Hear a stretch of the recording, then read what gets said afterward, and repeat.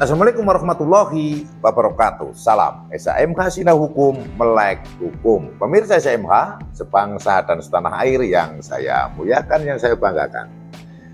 Dimanapun Anda berada, kembali lagi dengan channel Sinau Hukum Melek Hukum, dan kali ini pada video yang ke-414. Pemirsa channel Sinau Hukum Melek Hukum, channel SHMH, Bapak sudah sering saya sampaikan pada video-video saya bahwa kita sudah memiliki KUHP baru, Undang-Undang Nomor 1 Tahun 2023 akan berlaku nanti 2 Januari tahun 2026. Namun demikian, kita belum punya KUHP yang baru. Ada, pernah terdengar saya di sekitar tahun 2010 ya, ada rencana undang-undang tentang kitab hukum acara pidana. Ada RUU, ada draft-draftnya, namun itu tenggelam saat ini, tidak ada lagi. Dulu dalam RUU itu ada yang namanya hakim komisaris gitu kan, hakim komisaris, kemudian penahanan hanya 5 hari dan dapat diperpanjang. Pada saat akan menahan harus menghadap kepada hakim, apa di ACC atau tidak penahanannya. Cukup riweh. Mungkin karena riwehnya itu, maka RUU Hukum Acara Pidana Indonesia sampai sekarang belum jadi. Yang jelas memang tidak mudah membuat sebuah undang-undang. Kita tahu bersama itu. Nah, kemudian kita saat ini masih berlaku undang-undang untuk hukum acara pidana adalah Undang-Undang Nomor 8 Tahun 1981 tentang Kitab Undang-Undang Hukum Acara Pidana. Nah, kita fokus ke situ dulu. Ya. Namun dalam hal pencermatan saya, ternyata di dalam KUHP itu memang cukup banyak kekurangan gitu ya. Mohon maaf ini loh ya, bukan berarti sok-sokan atau sok jagoan apa gitu kan. Namun memang ya coba nanti kalau memang yang saya sampaikan keliru atau mungkin salah atau malah justru tidak masuk akal gitu ya, ya silakan diberikan masukan. Namun saya berharap bahwa temuan ini yang saya temukan dari mencermati atau menganalisa atau membaca gitu ya, membaca kitab Undang-Undang Hukum Acara Pidana Indonesia 881 kok memang ada kekurangan, dan mungkin ini bisa menjadi saran pendapat, ikut berkontribusi lah mungkin kalau nanti ada RUU KUHP agar ini jelas. Jadi permasalahannya ada seperti ini. Kalau kita masyarakat umum kalau berbicara tentang dunia tindak pidana itu akrab dengan istilah masih dalam tahap penyelidikan. Misalnya ada pejabat yang menyampaikan, kami tidak bisa menjelaskan lebih detail karena ini masih dalam rangka penyelidikan. Kemudian, ini sudah penyidikan, alat buktinya ini lebih terbuka lagi. Ya, jadi seolah-olah memang dunia penyelidikan ini masih tertutup untuk kepentingan publik ya. Paling banter ya cuma sedang dilakukan penyelidikan, tapi hasil dari penyelidikan itu apa? Jarang sekali, dan memang ya tidak elok kalau itu bisa jadi itu merugikan kepentingan hukum, karena nanti belum apa-apa sudah heboh, sudah gaduh, menjadikan efek-efek yang lain-lain kan seperti itu. Maka tepat juga kalau memang, namun demikian tepat juga kalau memang ranah penyelidikan masih, ya katakanlah dalam tanda petik masih ranahnya internal aparat penegak hukum kan gitu kan. Namun demikian akhirnya sosialisasi apa sih penyelidikan itu kan, siapa penyelidik itu kan, terus apa saja kewajibannya, apa saja kewenangannya menjadi sedikit terpublikasikan. Nah, disinilah SHMH akan menjelaskan apa itu penyelidik, apa itu penyelidikan, namun juga saya akan menyampaikan apa yang saya temukan. Ternyata dalam pembahasan penyelidik dan penyelidikan KUHP kita masih ada kekurangannya. Ini mudah-mudahan bermanfaat. Kita membuka Kitab Undang-Undang Hukum Acara Pidana Indonesia, kita masuk ke pasal 1 angka 5 tentang pengertian penyelidikan. Jadi gini, penyelidikan adalah serangkaian tindakan penyelidik, jadi tidak hanya satu rangkaian. Kayak kereta api, ada gerbongnya 9, berarti gerbong 1, gerbong 2, gerbong 3, gerbong 4, dan seterusnya. Sama juga serangkaian, tahapan 1, tahapan 2, tahapan 4, itulah rangkaian. Jadi tidak hanya satu. Penyelidikan adalah serangkaian tindakan penyelidik untuk mencari dan menemukan. Jadi untuk mencari dan menemukan. Kalau hanya mencari saja, belum menemukan. Kamu mencari aja, muter-muter aja, nggak nemu apa-apa. Sama saja kalau ada kita, wah, saya kejar kamu sampai dapat. Saya akan mengejar tersangka. Ya kalau hanya dikejar nggak bakal tertangkap, toh. Karena jadi main kata-kata sebetulnya. Mengejar tersangka, akan saya kejar. Nggak bakal bisa ditangkap kalau hanya ngejar. Karena apa? Yang namanya ngejar pasti posisinya berada di belakang yang dikejar. Ini kan, begini kan, mana bisa ketangkap cuma ngejar terus. Maka ini benar, mencari dan menemukan. Mencari, kemudian menemukan. Suatu peristiwa yang diduga sebagai tindak pidana guna menentukan dapat atau tidaknya dilakukan penyidikan. Nah, jadi apa yang ditemukan hasil dari sebuah penyelidikan itu adalah bukan tersangka, bukan orang yang itu tersangka. Pernah saya sampaikan ya, dan ini terjadi di tahun 2015.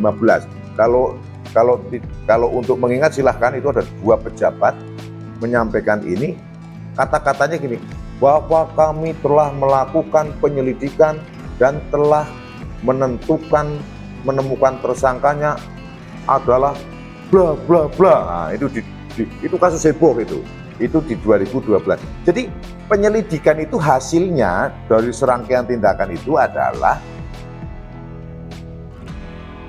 menemukan suatu peristiwa yang diduga sebagai tindak pidana. Masih diduga, belum tindak pidana, belum pasti, masih diduga tindak pidana. Kemudian masih dilidik lagi guna menentukan dapat atau tidaknya dilakukan penyidikan. Contoh ya, ada sebuah kejadian, kemudian dilidik benar ada dugaan tindak pidana, atau katakanlah itu tindak pidana. Tapi apakah itu bisa dilakukan penyidikan? Masih belum tentu. Harus dipikir dulu, harus dilidik dulu, harus di bahasa Jawanya itu harus perlu dijinglengi lagi, diteliti dengan seksama lagi. Apakah peristiwa ini dapat dilakukan penyidikan? Contoh, perkara perzinaan. A sama B melakukan perzinaan, punya istri si C. Si C sudah melaporkan. Maka dilakukan penyelidikan, laporan dan aduan ini komplit, maka proses. Vonis. Kemudian suaminya si A ini melaporkan lagi. Dilidik, tidak pidana perzinaan. Jelas itu kan, sesuai aduan dan sebagainya. Tapi apakah bisa dilakukan penyidikan? Tidak. Kenapa? Karena masuk nebis in idem. Maka benar di sini untuk dapat untuk guna menentukan dapat atau tidaknya dilakukan penyidikan. Oh, ternyata itu tidak pidana, tapi sudah tidak bisa disidik lagi. Kenapa? Sebabnya karena nebis in idem. Kemudian ada peristiwa berapa setelah dilidik, tersangkanya meninggal dunia. Ya kan, mati tersangkanya, selesai, maka tidak bisa dilakukan penyidikan. Orang tersangkanya sudah mati. Nah, maksudnya gitu. Jadi lidik hasilnya adalah menemukan suatu peristiwa yang diduga tindak pidana, bukan tersangka. Nah, selanjutnya menentukan lagi peristiwa itu dapat atau tidak dilakukan penyidikan. Penyidikan itulah definisi dari penyelidikan. Jadi penyelidikan tindak pidana atau penyelidikan bukan menemukan tersangka. Yang untuk menentukan dan menemukan tersangkanya itu adalah penyelidikan. Penyidikan, saya ulangi. penyidikan itu menemukan tersangka, penyelidikan itu menemukan hasilnya suatu peristiwa yang diduga tindak pidana dan dapat atau tidak dilakukan penyidikan. Hasil dari penyidikan adalah tersangka. Secara singkat itu dulu. Lanjut. Kemudian di dalam pasal 4 KUHP menyatakan penyelidik adalah setiap pejabat polisi negara Republik Indonesia. Di video sebelum ini saya sudah menjelaskan, makanya perlunya pada judul tentang predikat Polri sebagai penyidik itu perlu dikembalikan karena memang faktanya apa-apa penyidik. Namun untuk kata-kata ini adanya asas hukum undang-undang yang baru itu dimenangkan daripada undang-undang yang lama, dan sekarang muncul banyak undang-undang yang mengatur kewenangan penyelidikan dan penyidikan, misalnya imigrasi, KPK, Dirjen Pajak, apalagi imigrasi, Bapepti dan sebagainya. Akhirnya yang bisa melakukan penyelidikan bukan hanya polisi saja, bukan hanya pejabat polisi negara Republik Indonesia saja. Yang PPNS yang diatur di dalam undang-undang itu juga memiliki kewenangan sebagai penyelidik. Ini kan masih tahun 1981. Memang dulu polisi yang lembaga satu-satunya yang memang sampai ke pelosok itu ada. Jadi berlaku ya untuk asas ini, sehingga walaupun di dalam KUHP masih berbunyi demikian, namun sebetulnya saat ini penyelidik itu tidak hanya polisi, penyelidik KPK, penyelidik kejaksaan, penyelidik bea cukai, penyelidik imigrasi itu ada sesuai dengan undang-undangnya. Namun bukan itu yang kita bahas sehingga kita kesampingan. Itu untuk membuka pengertian saja. Kemudian adapun kewenangan penyelidik adalah diatur di dalam pasal 5 KUHP. Kewenangan penyelidik. Ini sudah mulai ini. Ayat 1, penyelidik sebagaimana dimaksud dalam pasal 4. Pasal 4 itu tadi yang berbunyi penyelidik adalah setiap pejabat polisi negara Republik Indonesia. Ini saya ulangi lagi, ini sesuai KUHP ya. A. Karena kewajibannya mempunyai wewenang 2. 1. Menerima laporan atau pengaduan dari seorang tentang adanya tindak pidana. 2. Mencari keterangan dan barang bukti. 3. Menyuruh berhenti seorang yang dicurigai dan menanyakan serta memeriksa tanda pengenal diri. 4. Mengadakan tindakan lain menurut hukum yang bertanggung jawab. Oke, kita bahas apa yang dimaksud tindakan lain menurut hukum yang bertanggung jawab. Yang dimaksud tindakan lain ini adalah A. Tindakan yang tidak bertentangan dengan suatu aturan hukum. Huruf B. Selaras dengan kewajiban hukum yang mengharuskan dilakukannya tindakan jabatan. C. Tindakan itu harus patut dan masuk akal dan termasuk dalam lingkungan jabatannya. D. Atas pertimbangan yang layak berdasarkan keadaan memaksa. E. Menghormati hak asasi manusia. Ini adalah yang dimaksud dengan tindakan lain menurut hukum yang bertanggung jawab. Oke, untuk huruf B kita tidak perlu bahas. Maksudnya untuk pasal 5 huruf B itu tidak kita bahas. Nanti akan bisa kacau pemahamannya. Itu untuk video selanjutnya, karena ini yang huruf B, atas perintah penyidik dapat melakukan tindakan berupa atas perintah penyidik. Penyelidik atas perintah penyidik. Kita tidak bahas dalam video ini. Saya akan mengulang. Pasal 5 ayat 1, penyelidik sebagaimana dimaksud dalam pasal 4, A. Karena kewajibannya mempunyai wewenang. Saya ulangi lagi, karena kewajibannya mempunyai wewenang. Nah, disinilah mulai muncul. Kalau berbicara wewenang, jelas. Angka 1 sampai angka 4 tadi, menerima laporan, mencari keterangan, menyuruh berhenti seseorang, mengadakan tindakan lain menurut hukum yang bertanggung jawab. Yang saya tanyakan, di sini kata-katanya karena kewajibannya mempunyai wewenang. Namun dari 286 pasal di dalam Undang-Undang Nomor 8 Tahun 1981 tentang Kitab Undang-Undang Hukum Acara Pidana, saya tidak menemukan apa kewajiban penyidik, tidak menemukan pasal yang mengatur kewajiban penyidik. Namun bunyinya karena kewajibannya mempunyai wewenang. Karena kewajibannya mempunyai wewenang, namun KUHP belum mengatur apa itu kewajiban penyelidik. Nah, ada sesuatu yang kurang menurut saya, sehingga setelah saya temukan ini, mudah-mudahan ini bermanfaat pembahasan kali ini, sehingga kalau ada RUU Hukum Acara Pidana mencantumkan kewajiban pihak. Di sini ada kata-kata karena kewajibannya mempunyai wewenang, tetapi setelah saya teliti, kewajibannya itu tidak ada. Sehingga apa? Sehingga akan kontraproduktif dengan pengertian pasal 1 angka 5. Kembali lagi ke atas, karena pengertian pasal 1 angka 5 adalah seperti ini. Penyelidikan adalah serangkaian tindakan penyelidik untuk mencari dan menemukan suatu peristiwa yang diduga sebagai tindak pidana guna menentukan dapat atau tidaknya dilakukan penyidikan menurut cara yang diatur dalam undang-undang ini. Guna menentukan dapat atau tidaknya dilakukan penyidikan menurut cara yang diatur dalam undang-undang ini. Jelas, guna menentukan dapat atau tidaknya. Namun,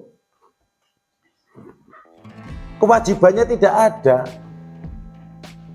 Bahkan di dalam kewenangannya juga tidak ada.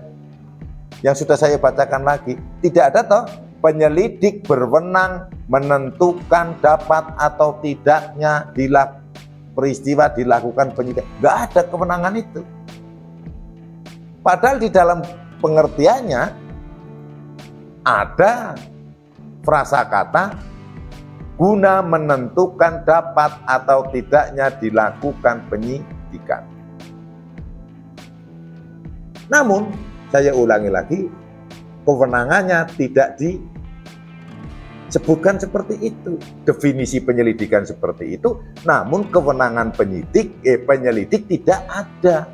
Kewenangan untuk menentukan dapat atau tidaknya dilakukan penyidikan. Kita baca lagi ya pasal 4-nya.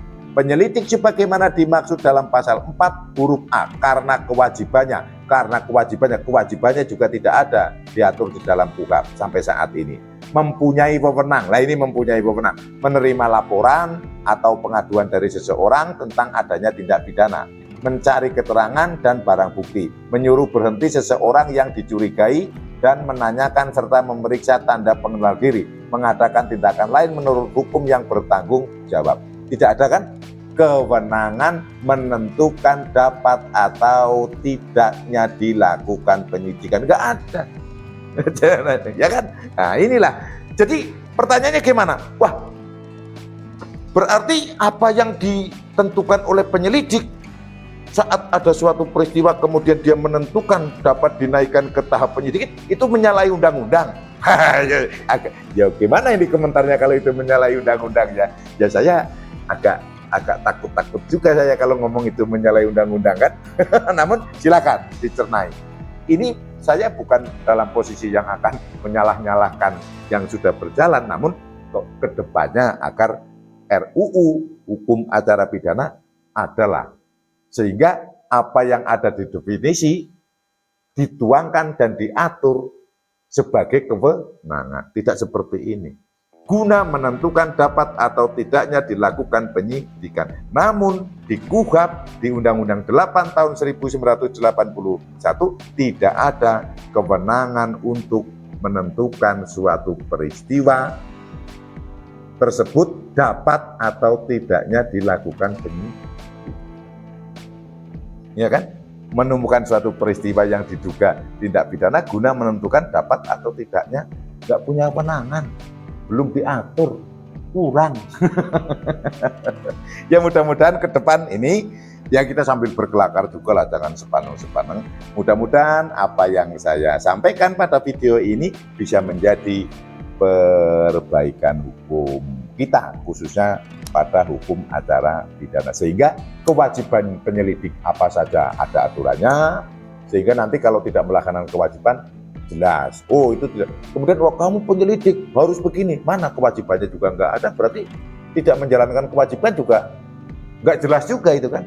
Apalagi kewenangannya bahwa akan dinaikkan kepada tahap penyidikan. Padahal kewenangan menentukan itu ternyata belum ada. Adanya ada pada definisi, bukan pada pasal-pasal kewenangan si penyelidik. Mudah-mudahan ke depan ada RUU yang baru tentang hukum acara pidana. Mau tidak mau kita sudah melaksanakan dan praktek juga sudah berjalan. Namun ke depan mudah-mudahan ada perbaikan. Pengaturan dengan jelas tentang kewajiban dan pengaturan dengan jelas tentang kewenangan. Sehingga penyelidik memiliki aturan yang jelas bahwa dia berwenang menentukan dapat atau tidaknya suatu peristiwa dilakukan penyidikan. Itu yang bisa saya sampaikan pada video kali ini. Semoga bermanfaat. Apabila ada salah, ada kurang, ada keliru yang saya sampaikan, mohon dimaafkan dan dimaklumi. Dan saya sangat berharap semoga apa yang saya sampaikan ini bermanfaat bagi kita semua, bagi negara kesatuan Republik Indonesia. Bukan berarti menghina atau apa, bukan. Ya kita mari bersama-sama untuk turut serta mencerdaskan kehidupan bangsa, khususnya pada dunia hukum pidana. Salam SHMH, Sinah Hukum, Melek Hukum. Wassalamualaikum warahmatullahi wabarakatuh. Terima kasih.